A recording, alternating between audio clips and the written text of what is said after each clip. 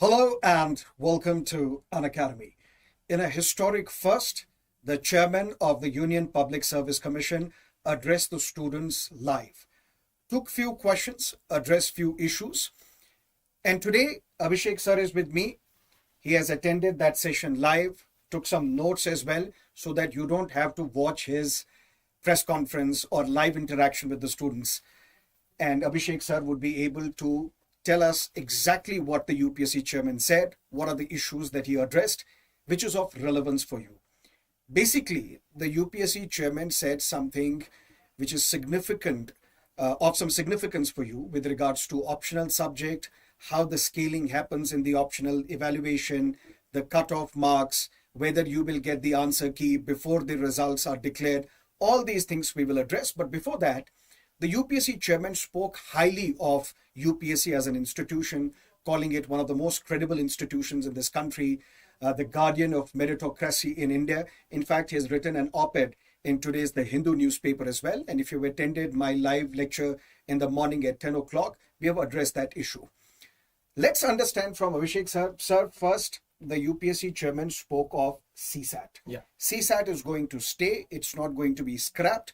But there were a few questions directed at the UPSC chairman wherein he was asked his views. Is the standard of questions asked in CSAT biased in favor of elites and those students from the engineering background? What did he reply? So with regards to this, sir, he was very clear that it's not biased towards engineering students or against humanities students. He gave a very simplistic logic, problematic also in a way. He said it's a qualifying paper, has three parts, English comprehension, logical reasoning, mathematical reasoning. And to clear that cutoff, you only need to master one. But the logic which he gave overall was that the skill set which you get out of CSAT by solving those questions will be important for New India and the future IS officer. So he justified CSAT by saying that we can't remove that paper because it embodies the value for which they are actually checking your skill set, or the paper is set with regards to that only. So CSAT is not going anywhere. If you feel it is biased against humanities students, his argument is just do reading comprehension and you're sorted. That is where it was a little bit of a simplistic argument that ek kar loge, it's sorted. But his argument is we're not going to remove it and it is not biased against anyone. The second issue that the UPSC chairman addressed in his live interaction was the optional subject. Now, all of us are aware and were aware that there is some normalization which happens across optional subjects so that it's a level playing field for every aspirant. What did he have to say on this? With regards to this is for the first time that officially they have admitted that there is normalization. There are two things. There's a lot of rumors about optional being removed for 2026 or 27, 28. And despite the fact that there have been multiple committee recommendations recommending that optional should be scrapped because it violates and disturbs the level playing field, but UPSC chairman is categorical in stating that this is going to stay. So don't believe the rumors. Don't believe those YouTubers who will say that optional may be scrapped. Just focus on your task, focus on clearing this examination, and for that, optional plays a very important role. Over to you, sir. So that is where he's talked about how there are different optionals, and obviously every option has a different, you can say, standard marking concept wherein you get more marks in maths or statistics and you will get standard marks in PSIR, history or anthro or socio. So for the first time, the UPSC chairman has revealed the concept which they use, not in detail.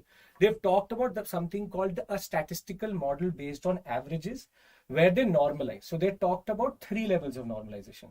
First level of normalization happens within the subject. For example, for history optional, there will be a key. They will check the answers. There's one review there that is the examiner marking within a certain marks zone, which they decide would be good. If they meet that, then every optional is kept next to each other and they say what is the spread. Based on that spread, they use a model which they don't want to reveal for obvious reasons. They normalize, for example, if one option is scoring quite a lot, they will normalize or bring down those marks and then add it to the other optionals. So there is one thing which is very clear is people used to think that optional papers are not checked by experts. It's checked by one random person. No, they said it goes to a specific expert. Two levels of moderation and normalization do happen. So this is something which we used to suspect. Now we have confirmation for. Now there are two implications for this. First thing, the people who argue that this option is better than that option because marks is a category, that is now destroyed. They will normalize if you are a literature student, for example. Even then, there will be some optionals which will, despite moderation and standardization, nobody can actually score as much as in math, statistics, or engineering subjects. But the idea is anthro, socio, PSIR, history, geography. If you're confused, the metric should not be marks, because all humanities subjects. A very interesting thing which he said was that the question was that is the exam actually biased against humanities students? The argument which he gave was that if you look at the data, most of the engineers are actually clearing this examination through humanities optionals. So he said that we are waiting, we don't have an issue, we don't give the background. He tried to clarify this point. The questions were also not asked in the right way, but he gave a standard answer. But at least we have some insight. For the first time, UPSC is opened up to the candidates. So that is something new with regards to that. For that, the UPSC should be applauded, because an institution which has come under a lot of scrutiny because of the Puja Khedkar episode. Now for the UPSC chairman to open up and interact with the students, whether it was scripted or whether the questions were given beforehand, whatever it is, at least we should applaud the UPSC for coming out of its shell and interact with the students. So first we discussed about the CSAT. Second, we discussed about the optionals. Third, which is problematic, is number of questions getting dropped in the prelims examination.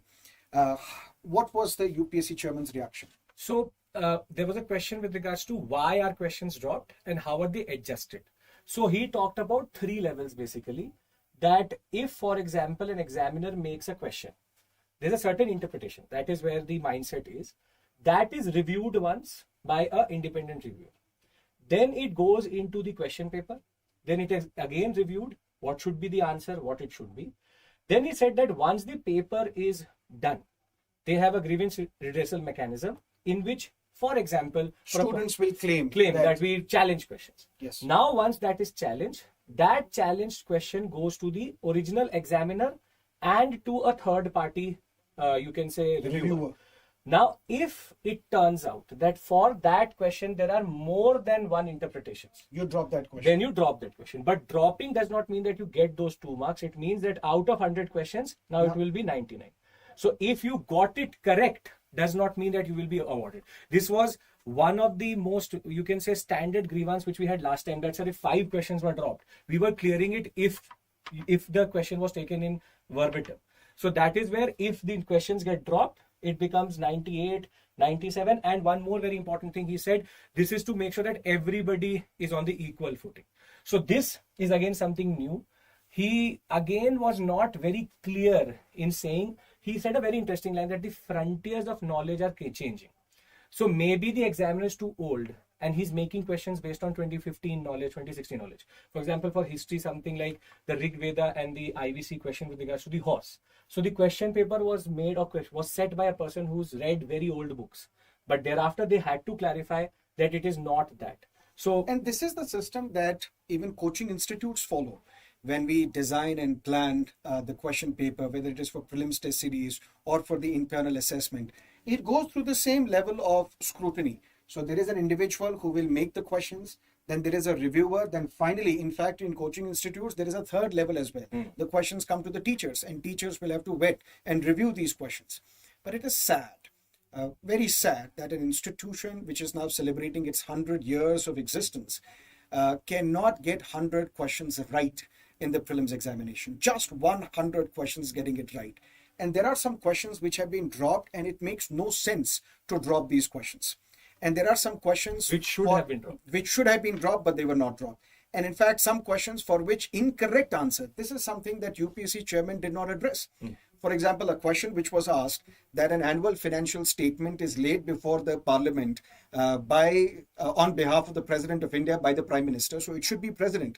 But the question paper said on behalf of the Prime Minister, and UPSC considered it the correct answer. Why wasn't that review done when students did flag that issue?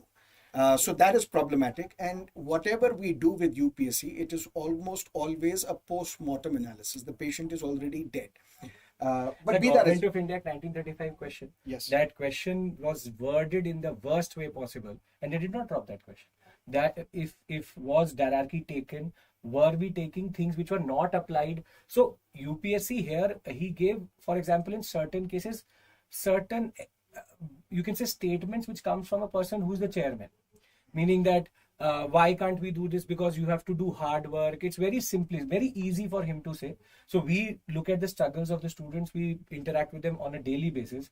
For him to say for CSAT, for example, for dropping questions, and the idea with regards to age relaxation also, it was very easy for him to dismiss that it's been happening since 1970s, 80s. And one important thing, he emphasized on self-studies, self-learning. There is an accusation against UPSC that deliberately you are setting up question papers such as this because you want to promote the coaching culture. And I believe that is true. So instead of recommending students that you should resort to self-study, self-preparation, the UPSC chairman should have admitted that yes, it is because of the way that we function, because of the lack of transparency that is within our system, because of the way we set up the questions, because of the way we evaluate. You are breeding coaching culture in this country.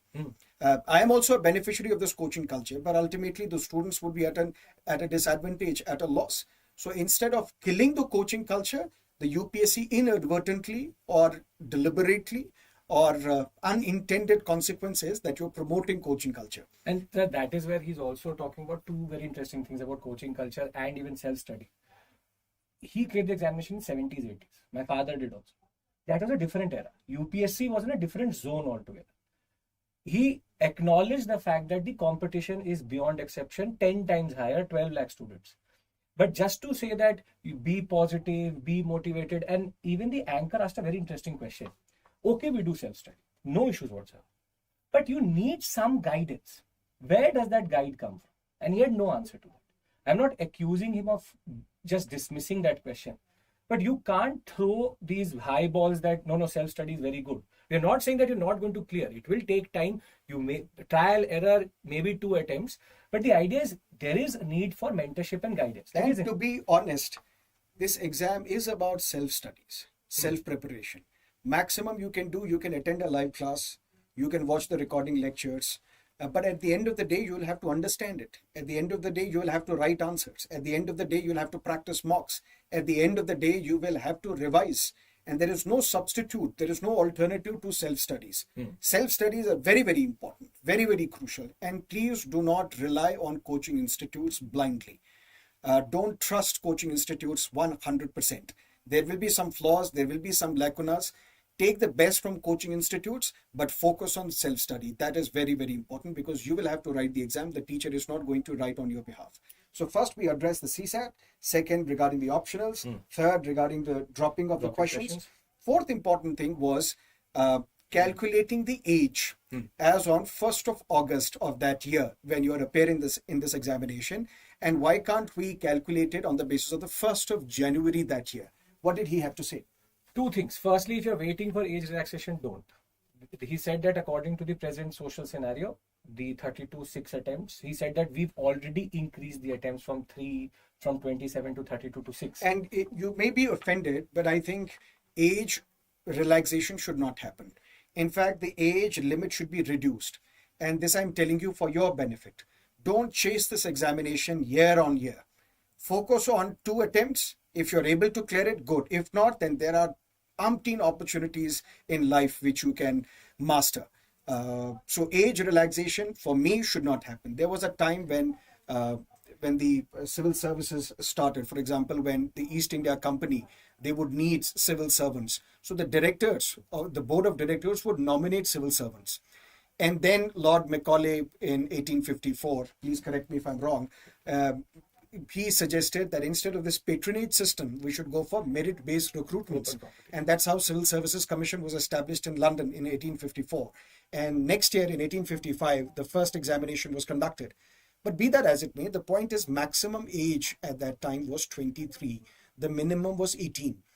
And then we increased the age limit. And it was when Rahul Gandhi, at the insistence of the protesters way back in 2014, increased the age limit. Not he, but he recommended, and basically the UPSC had to accept.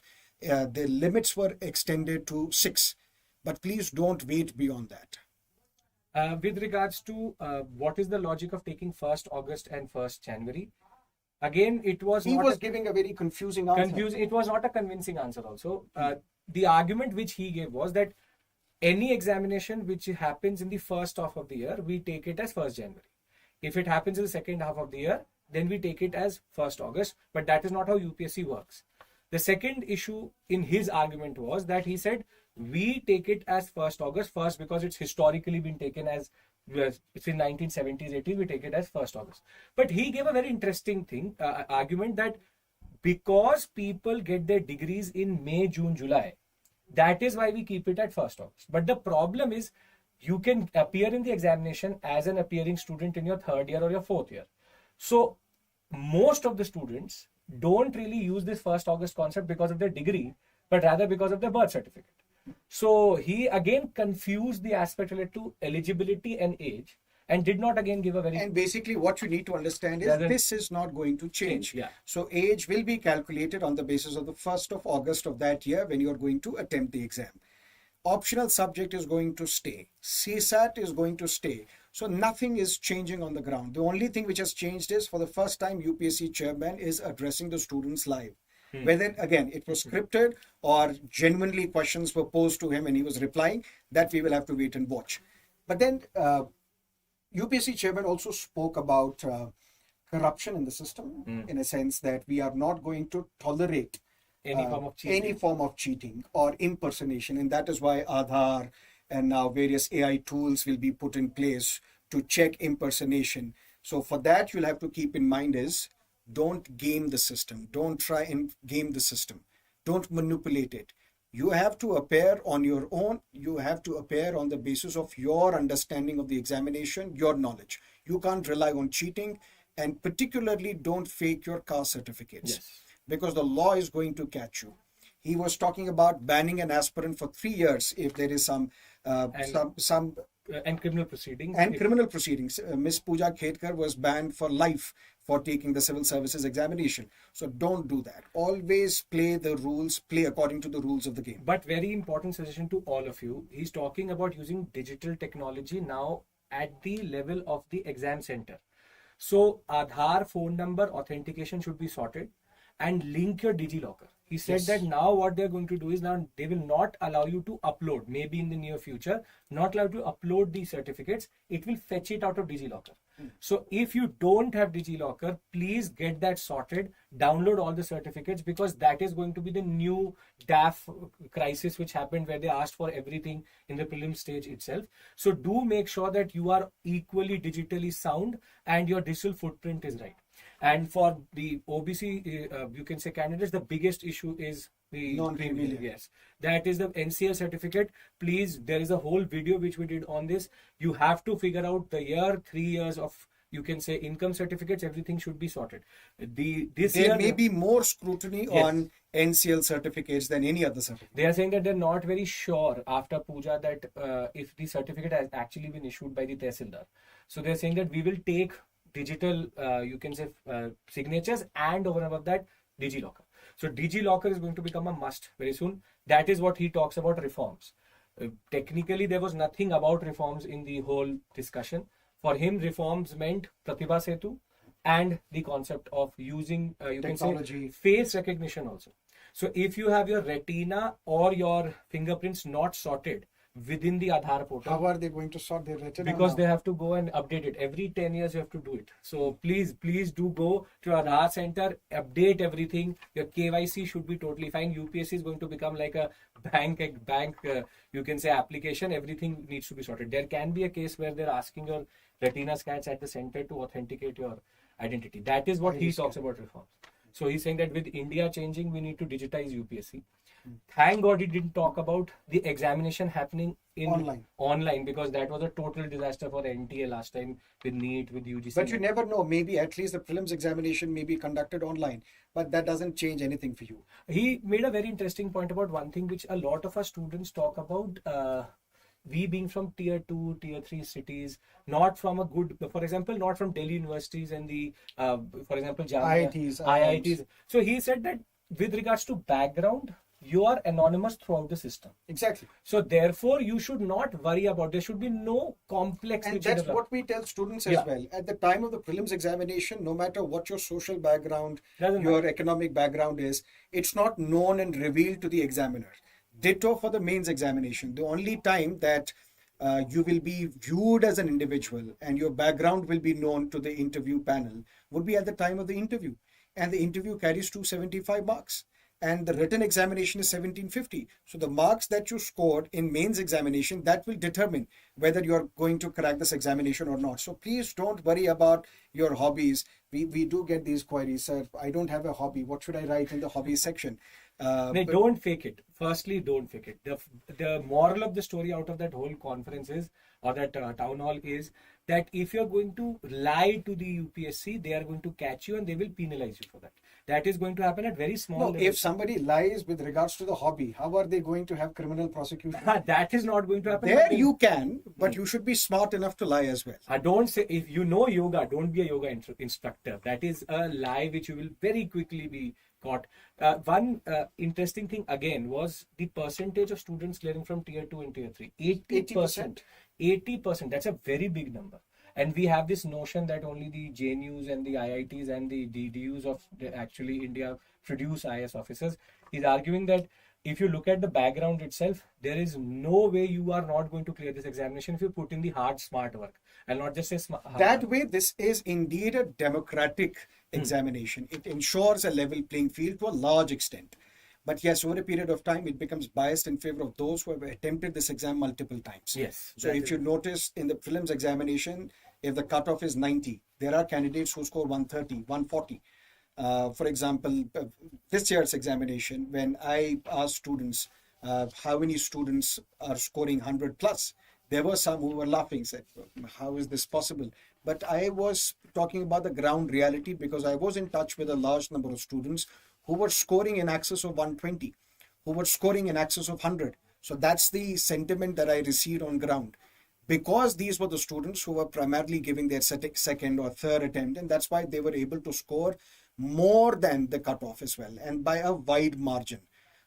That's where what UPSC should do, should not do, we can have a large session. Unpredictable. But that's not something that we should get into. These were the highlights. Anything else? One last point is we should congratulate UPSC for Pratibha Setu. Yes. Which is, it's a very, very difficult process. It's an arduous process. So therefore, Pratibha Setu may be a savior. We don't want you to be using that. But the idea is that if you reach till the interviews, when you don't get your name in the list, there's a separate list being produced. He's argued that a lot of PSUs and even private sector companies have approached the UPSC for the name of the candidates. So maybe there's a fallback. In fact, there are a large number of companies that I know where in the job description they mention one of the eligibility criteria is that if you have been preparing for the civil services examination and have reached the interview stage, or if you have qualified it for 2 to 3 times. Because such individuals who go through this rigorous process of preparing for this exam, clear the prelims, clear the mains, you are most suitable for conducting research. You are more suitable for your commitment to the examination process, which any organization will value. So maybe a point will come, a time will come, 5 years down the line, 6 years down the line, if those recruits from this waiting list using Pratibha Setu, if they are doing well in the corporate sector, if they are doing well in the PSUs, automatically the word of the mouth will spread and there will be private companies, PSUs, who will be fighting to get the share of the pie. But that depends upon the quality of students who will be recruited and how they are going to perform in that organization. So I think this is the main highlights. It took 100 years for UPSC. Long story short, nothing changes. For you, nothing. Optional is going to stay. CSAT is going to stay. Yes, they are going to go very hard on the fake certificates, on cheating, on impersonation. That is why they are going to bring in a lot of digital technologies to ensure that there is no impersonation, there is no fake certificates. At the same time, Pratibha Setu, he repeatedly alluded to Pratibha Setu, referred to it and said that this is a game changer. And at the same time, you also need to focus on syllabus. Focus on the syllabus, focus on PYQs. Don't get into unnecessary controversies of who said what, whether things are going to change. Unless and until it is announced that now the things have changed. Now there is no optional. Now there is no CSAT. Now we have relaxed the age. That's when you should accept it. And till that time, don't believe it. Even with that regards, UPSC will give you a year. if that something like that happens, this was a very good occasion to announce. No, when in 2013 the pattern of the examination changed. 1 year was not given; it was few months only, and after that the examination had to take place. But be that as it may, you do your job, which is to prepare for this exam through your hard work, dedication, perseverance, commitment, practice PYQs, practice mocks as much as possible. Can you check if there are some questions that the students have, and we can address your questions quickly, and then we will wrap it up.